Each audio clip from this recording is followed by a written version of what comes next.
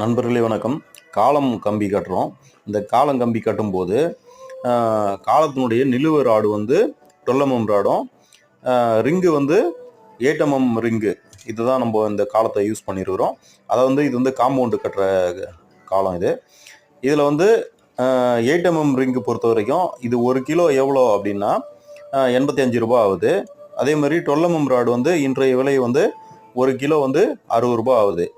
அதே போல்